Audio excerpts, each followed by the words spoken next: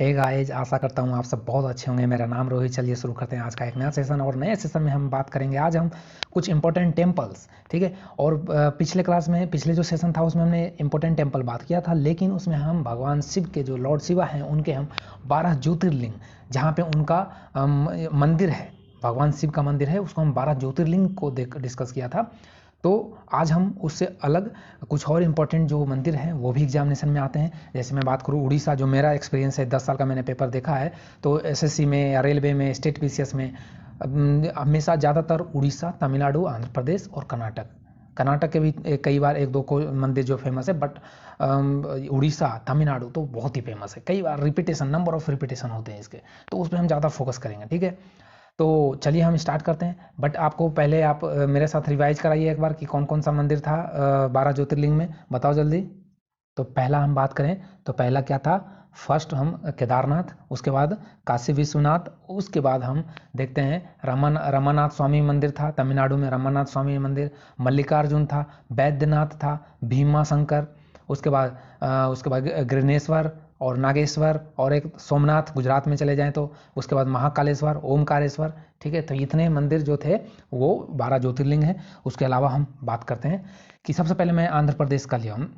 तो आंध्र प्रदेश में जो सबसे फर्स्ट मंदिर मैं बात करूंगा तो इसको तिरुपति बालाजी, आपने सुना भी होगा, लॉर्ड वेंकटेश्वर टेम्पल इसे हम बोलते हैं। यहाँ पे वेंकट का जो भगवान है उनका पूजा होता है, और इसे तिरुपति बालाजी।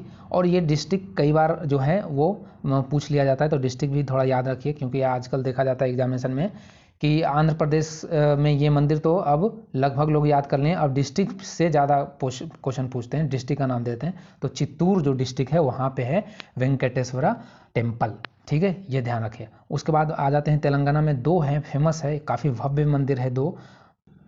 तो फर्स्ट का जो नाम है वो है श्री सीता रामचंद्र स्वामी टेम्पल, श्री सीता रामचंद्र स्वामी टेम्पल तेलंगाना में है।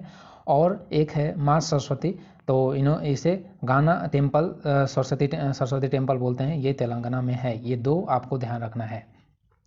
अब देखो इसके बाद बात करते हैं रंगानाथ स्वामी टेम्पल। देखो रामनाथ स्वामी टेम्पल अलग था, वो भगवान शिव का जो 12 ज्योतिर्लिंग है उनमें से था रामानाथ स्वामी, लेकिन ये रंगानाथ स्वामी है। क्वेश्चन आप ध्यान से देखिएगा, ठीक है। तो ये इसलिए इसका स्टेट आपको पूछेंगे, तो रंगानाथ स्वामी टेम्पल का जो स्टेट है वो तो तमिलनाडु है, और डिस्ट्रिक्ट तिरुचिरापल्ली में है, तिरुचिरापल्ली में है। ये आपको डिस्ट्रिक्ट ध्यान रखना है, क्योंकि डिस्ट्रिक्ट पे क्वेश्चन पूछेंगे।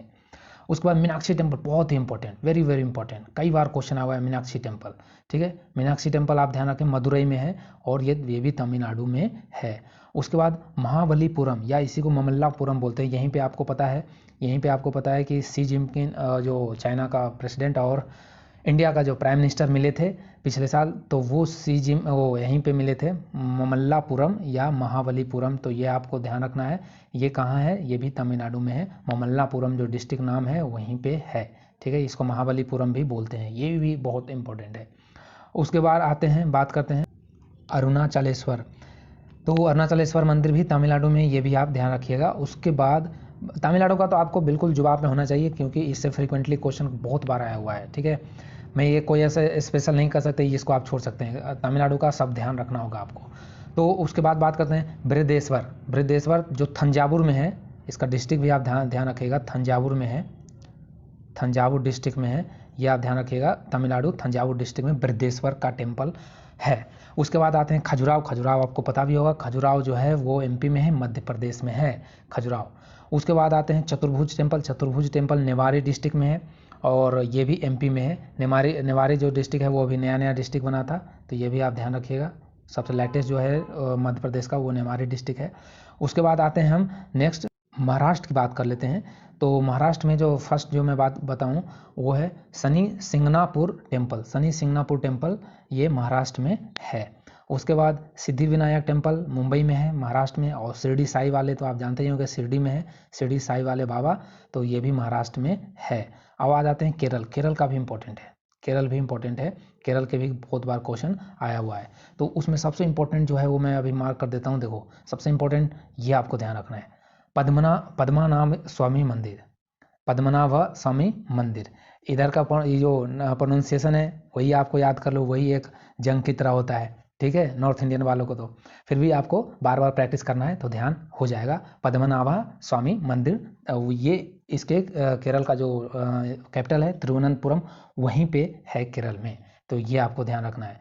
उसके बाद आते हैं गुरुवयूर, तो गुरुवयूर टेम्पल जो है वो केरल में है, गुरुवयूर टेम्पल ये भी इम्पोर्टेंट है। और उससे भी इम्पोर्टेंट है बड़क्कुनाथन टेम्पल। बड़क्कुनाथन टेम्पल जो है ये इम्पोर्टेंट है क्योंकि यहाँ पे थ्रिसुर जो वहाँ का उत्सव होता है, फेस्टिवल होता है, वो लगता है, तो ये आपको ध्यान रखना है। ये थ्रिसुर जो डिस्ट्रिक्ट है वहाँ पे है बड़क्कुनाथन थ्रिसुर, ठीक है। तो आप इसको त्रिशूर भी या थ्रिसुर लिख सकते हैं, ठीक है। त्रिशूर डिस्ट्रिक्ट में है बड़क्कुनाथन।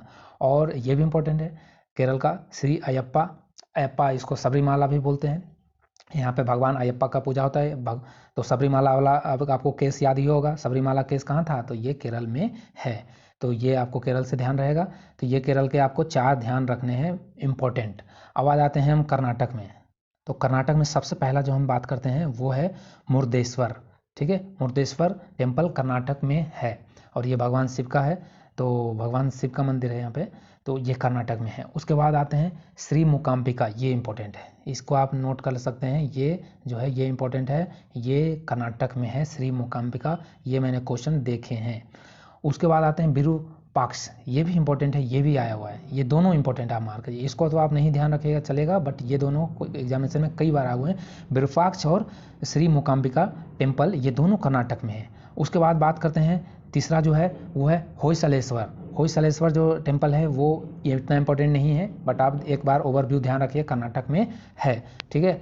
और उसके बाद बात करते हैं हम नेक्स्ट। अब देखो यहाँ पे एक मैं बात बता दूँ कि एक कर्नाटक में जो नंबर ऑफ ग्रुप जो टेम्पल है उसको बोलते हैं पटाडकल, PATADAKAL, पटाडकल ग्रुप ऑफ टेम्पल। तो ये जो पटाडकल ग्रुप ऑफ टेम्पल है ये पूरा का पूरा यूनेस्को द्वारा वर्ल्ड हेरिटेज साइट घोषित किया हुआ है। तो ध्यान रखिएगा।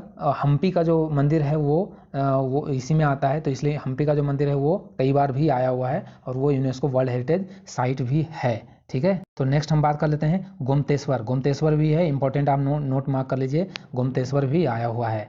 उसके बाद बात करते हैं अमरनाथ की गुफा, सबसे बड़ी गुफा आपने पढ़ा होगा। अमरनाथ की गुफा कहाँ है, जम्मू कश्मीर में। जम्मू कश्मीर अब एक यूनियन टेरिटरी बन गया, ठीक है, जम्मू कश्मीर एक यूनियन टेरिटरी बन गया। तो यदि आपको पूछा जाए यहाँ से क्वेश्चन, चलो यहाँ से बता देता हूँ कि सबसे बड़ा यदि मैं एरिया के दृष्टि से पूछूं तो सबसे बड़ा स्टेट कौन है, तो राजस्थान। लेकिन यूनियन टेरिटरी के हिसाब से लद्दाख, ठीक है, लद्दाख, क्योंकि लद्दाख अब अलग यूनियन टेरिटरी बन गया है तो उसका एरिया सबसे बड़ा है। और सेकेंड लार्जेस्ट यूनियन टेरिटरी में तो ये जम्मू कश्मीर, क्योंकि दोनों यूनियन टेरिटरी है, ठीक है। वैष्णो देवी मंदिर आपको सबको पता है कटरा में है, जम्मू कश्मीर में, आप लोग गए भी होंगे कुछ लोग, ठीक है।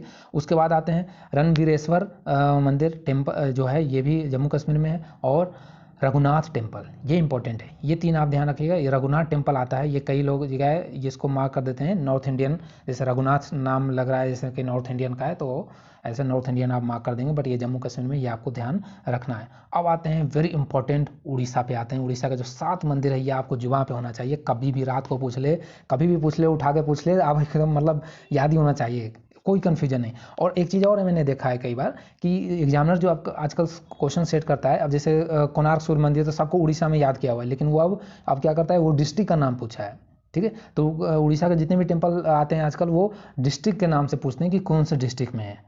तो सबसे पहले उड़ीसा में मैं बात कर लेता हूँ, जगन्नाथ टेम्पल बहुत इंपॉर्टेंट है, कई बार आया हुआ है, पूरी डिस्ट्रिक्ट में है, उड़ीसा में है, पूरी डिस्ट्रिक्ट में उड़ीसा में है, पूरी डिस्ट्रिक्ट उड़ीसा में है। आपको एकदम मतलब कहीं पे पेपर पे चिपका दो, याद होना चाहिए, तमिलनाडु और उड़ीसा का तो और केरल का, ठीक है। ये जगन्नाथ टेम्पल हो गया। उसके बाद बात करते हैं हम गुंडीचा। गुंडीचा भी इंपॉर्टेंट है, कई बार आया हुआ है, ये भी पूरी डिस्ट्रिक्ट में है, गुंडीचा पूरी डिस्ट्रिक्ट में है, गुंडीचा पूरी डिस्ट्रिक्ट में है, ऐसा आपको एकदम बिल्कुल ध्यान हो जाना चाहिए। कोणार्क सूर्य टेम्पल, सन टेम्पल जो है वो कोणार्क में है और उड़ीसा में है। और यहाँ से मैं आपको एक करंट से क्वेश्चन बता देता हूँ, कोणार्क सूर्य मंदिर को अभी जो है वो लेटेस्ट यहाँ पे 100% यहाँ पे सोलर से बिजली, मतलब ऐसा पहला मंदिर है जो सोलर से कंप्लीट बिजली यहाँ पे मिलता है इसको। तो ये कोणार्क सूर्य मंदिर मार्क करेंगे यदि आपको क्वेश्चन में आता है तो। उसके बाद राजरानी टेम्पल भी इंपॉर्टेंट है, ये भुवनेश्वर में है, उड़ीसा में। राजरानी टेम्पल भी कई बार आया हुआ है। और मुक्तेश्वर गोमतेश्वर नहीं, मुक्तेश्वर, कंफ्यूजन नहीं खाना है गोमतेश्वर और मुक्तेश्वर में, ठीक है। मुक्तेश्वर टेम्पल भुवनेश्वर, ये भी उड़ीसा में। लिंगराज टेम्पल भुवनेश्वर उड़ीसा में है, और ब्रह्मेश्वर टेम्पल भी उड़ीसा में है। तो आपको ये देखो 4 के 4 बिल्कुल इंपॉर्टेंट, कंफ्यूजन नहीं करना है। भुवनेश्वर के राजरानी, मुक्तेश्वर, लिंगराज, ब्रह्मेश्वर, ठीक है, ये तीनों याद रखना है। उसके बाद बात कर लेते हैं हम दक्षिणेश्वर काली मंदिर। दक्षिणेश्वर काली मंदिर कोलकाता में एक ही मंदिर है, दक्षिणेश्वर काली मंदिर। वैसे तो और भी मंदिर हैं, देखो इंडिया में तो बहुत सारे मंदिर हैं, लेकिन हम एग्जाम ओरिएंटेड पढ़ रहे हैं तो हम वही पढ़ेंगे जो पिछले 10 या 20 साल में, 15 साल में क्वेश्चन आया हुआ है, बार बार रिपीट होता है। उसके बाद हम बात करते हैं सिक्किम में एक ही मंदिर है जो एग्जाम पॉइंट ऑफ व्यू से इंपॉर्टेंट है, वो है कृतेश्वर महादेव टेम्पल। कृतेश्वर महादेव टेम्पल उड़ीसा में, सिक्किम में है, ठीक है। उसके बाद अरुणाचल प्रदेश में भी एक हम ध्यान रखेंगे, मालिनी थान मंदिर। मालिनी थान मंदिर अरुणाचल प्रदेश में हम एक ध्यान रखेंगे। और कामाख्या तो आपको बहुत से लोग इससे अवगत भी होंगे, गुवाहाटी में है कामाख्या का मंदिर। और यहीं पे ये पूछता है, कई बार एग्जामिनर का फेमस क्वेश्चन है कि अम्बुबाची मेला कहाँ लगता है। अम्बुबाची मेला कहाँ लगता है, तो अम्बुबाची मेला ध्यान रखिएगा आप।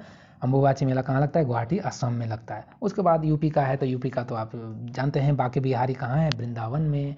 मथुरा वृंदावन चले जाओ, और बांके बिहारी श्री कृष्ण का जन्म जहाँ हुआ वहाँ पे बांके बिहारी उत्तर प्रदेश में है, ठीक है। लोटस टेम्पल आपको दिल्ली ध्यान ही रहता होगा, कई बार बहुत लोग दिल्ली जाते हैं, लोटस टेम्पल पे फोटो खिंचाते हैं, ऐसे देखा भी होगा, ऐसे उसका शेप होता है, जो कमल का फूल होता है वहाँ पे उसका शेप बना हुआ है, डोम टाइप का। उसके बाद हरियाणा का एक याद है, एक मतलब आपको इम्पोर्टेंट याद रखना है, वो है मार्कंडेश्वर। मार्कंडेश्वर मंदिर जो है वो हरियाणा में है। और यूपी का एक और याद रखना है, नागवासुकी।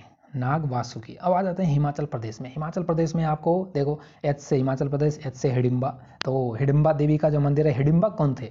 हिडिंबा नाम आपको अजीब सा लग रहा होगा, लेकिन आप जो लोग थोड़ा सा आध्यात्मिक धार्मिक है, महाभारत देखे होंगे, वो नाम सुने होंगे। हिडिंबा देवी जो भीम की पत्नी को हिडिंबा देवी कहते थे, और इनका एक बेटा भी था घटोत्कच। क्या था? घटोत्कच। वाह, क्या नाम है, घटोत्कच, ठीक है। तो हिडिंबा देवी किनकी पत्नी थी? भीम की। उसके बाद आते हैं दुर्गियाना टेम्पल, अमृतसर में है, वहीं पे है, गोल्डन टेम्पल के पास में ही है। तो ये दोनों ध्यान रखना है आपको, कंफ्यूजन नहीं खाना है। गोल्डन टेम्पल तो बहुत ही फेमस है, अमृतसर में है, पंजाब में। और ये भी याद रखना है, दुर्गियाना अमृतसर पंजाब में है। उसके बाद आते हैं एक हिमाचल प्रदेश में और आपको ध्यान रखना है, ये कई बार एग्जामिनर जो है कन्फ्यूजन के लिए आपको, बैद्यनाथ जो हमने पढ़ा था, बैद्यनाथ जो है वो तो क्या है, वो 12 ज्योतिर्लिंग में से है, जो कि झारखंड में है बैद्यनाथ में, लेकिन ये है बैजनाथ। ध्यान रखिए, BAIJ, ठीक है, BAIJ, बैजनाथ है ये, और वो बैद्यनाथ है। तो ये हिमाचल, बैजनाथ जो है वो हिमाचल प्रदेश में, बैद्यनाथ झारखंड में है। बोध गया, जहाँ पे भगवान बुद्ध को इनलाइटमेंट हुआ था, महाज्ञान की प्राप्ति हुई थी, आपको पता है, पीपल पेड़ के नीचे उन्होंने 48 दिन तक इनलाइटमेंट किया था, फिर उनको महाज्ञान की प्राप्ति हुई। तो ये आपको ध्यान रखना है। बोध गया कहाँ है? बिहार में है, और ये बौद्ध धर्म को जो पालन करते हैं उनके लिए बहुत ही फेमस है, ठीक है। उसके बाद आते हैं एक छत्तीसगढ़ में आपको ध्यान रखना है। तो छत्तीसगढ़ में जो ध्यान आपको रखना है वो है भोरमदेव टेम्पल। भोरमदेव टेम्पल छत्तीसगढ़ में, भोरमदेव टेम्पल छत्तीसगढ़ में, भोरमदेव टेम्पल छत्तीसगढ़ में, ठीक है, याद हो गया, भोरमदेव टेम्पल छत्तीसगढ़ में। अब आते हैं दिलवारा टेम्पल, राजस्थान में एक ही है जो एग्जामिनेशन के पर्पज से इंपॉर्टेंट है, वो दिलवारा जैन टेम्पल, और ये जैन के लिए फेमस है, जो जैनिज्म फॉलो करते हैं उनके लिए बहुत इंपॉर्टेंट है। तो आपको माउंट आबू में है, और माउंट आबू जो है अरावली के रेंज, अरावली पहाड़ी का एक इम्पॉर्टेंट रेंज है, और इसी पे सबसे ऊंचा जो अरावली पहाड़ का जो सबसे ऊंचा चोटी है, पीक है, वो यहीं पे है, गुरु शिखर। क्या नाम है? गुरु शिखर। तो ये भी आपको ध्यान रखना है, गुरु शिखर माउंट आबू में है, माउंट आबू में है। और माउंट आबू कहाँ है? राजस्थान में है। और दिलवारा टेम्पल भी यही माउंट आबू में है, बहुत ही इंपॉर्टेंट है, बहुत ही सुंदर जगह है, आप जाइए घूमिए, हम तो घूम कर आए हैं, और बहुत ही अच्छा जगह है, ठीक है। राजस्थान यदि आते हैं तो राजस्थान में आपको 2 जगह जरूर जाना चाहिए, एक तो इधर माउंट आबू, और एक आपको नाम क्या है मैं भूल रहा हूँ, उदयपुर। उदयपुर, यस, उदयपुर जो है वहाँ पे आपको जाना है, क्यों? वहाँ पे बहुत झीलों का शहर कहा जाता है, ठीक है। तो आप जरूर जाइए। फिर मिलते हैं हम नेक्स्ट क्लास में, नेक्स्ट वीडियो में कुछ और इंपॉर्टेंट हम लेकर आएंगे। शायद अगले बार मैं सोच रहा हूँ निक नेम लेकर आएँ, कि भाई फलों का सिटी किसे कहा जाता है, ऑरेंज सिटी किसे कहा जाता है, ठीक है। तो हम ऐसा कुछ लेकर आएंगे। तब तक देखते रहिए dynamic education. Thank you for watching dynamic education. और मेरा पढ़ाई हुआ अच्छा लगता है तो आपको पता है, चैनल को सब्सक्राइब करना है, और ज़्यादा से ज़्यादा वीडियो शेयर करना है। Thank you.